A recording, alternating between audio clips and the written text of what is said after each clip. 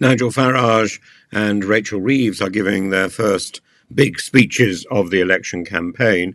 Nigel Farage says that the election campaign has got off to a dull start. That's presumably because he didn't kick-start it. And Rachel Reeves has confirmed that never again will our country be in a position where it suffers the appalling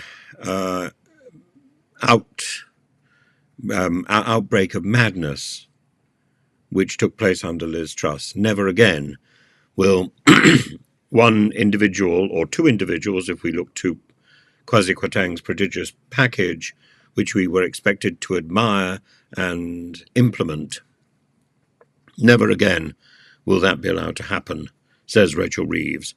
And she's going to ensure that there is sufficient legislation to make sure that any form of prodigious package is fully reviewed by independent Treasury officials and organisations to make sure that we are never again dragged to the precipice of financial ruin as a country.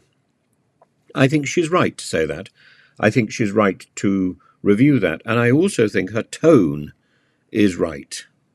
This isn't a criticism, or this isn't a condemnation of Rishi Sunak. This is a condemnation of Liz Truss. The election isn't being fought about Rishi Sunak's competence or incompetence. He hasn't been spectacular, but he was stitching up the mess that was left by his predecessor. Oh, I got into trouble for waving my arms around earlier. The difference between my hand gestures and Liz Truss's is that mine, I hope, have meaning, and hers are just wayward and vapid. Most of the time, I think I keep my hands, what is it, together. I think I mostly keep my hands in control.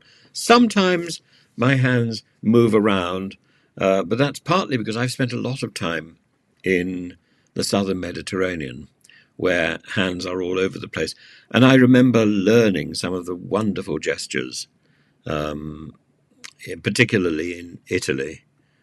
And some of them are mad, some of them are delightful, some of them are rude. That one I quite like. But it's a joy, I think, when the hands are part of our conscious communication rather than unconscious wobbling, as if conducted by an unseen puppet master. And in the same way, I would always salute people who are using sign language. A long time ago, perhaps not so long ago, in the 1990s, I was involved in as an opera director and designer. I was involved in one particular production of Figaro, which took signing, which imported signing into the production itself. And the BBC did rather a nice piece about my production on a television program called See Here. And we were working with a signer, and I remember there was one particular moment in that production where we were talking about how expressive sign language can be, and we turned it into the basis of choreography as well.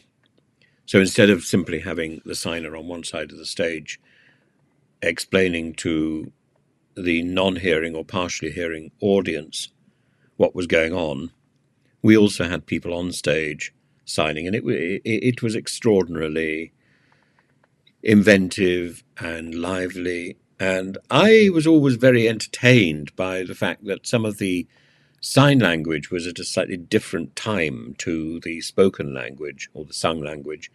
And so you would get a laugh from one section of the audience, and then a laugh from another section of the audience for the same joke. And Mozart, of course, particularly Figaro, is full of jokes. And some of these are musical, some of these are lyrical, but it's a very entertaining piece. And so often when you see this, or when you hear this opera in the big opera houses, some of the tempi is a bit slow, and you lose the humour, which is quite clearly in the Mozart setting.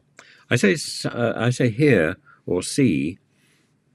Again, we've got into a habit of talking about going to see a show, going to see an opera, going to see a theatre piece.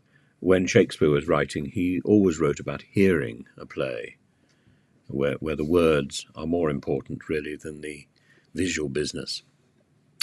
Puts me in my place, doesn't it?